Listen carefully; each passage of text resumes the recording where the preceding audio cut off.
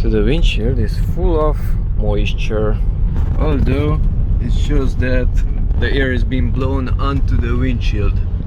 That sign is the windshield and it looks like this. So how to defog it? Just press the AC and the fog should disappear. I barely can see.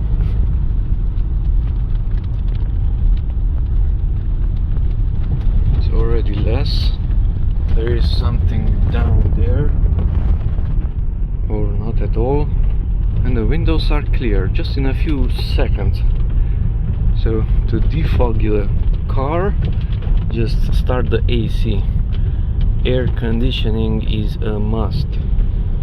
You can set the temperature higher, so it will make heat and it will make cold also.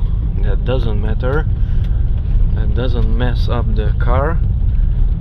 AC removes the moisture from the car. If I turn AC off, soon it will be foggy again.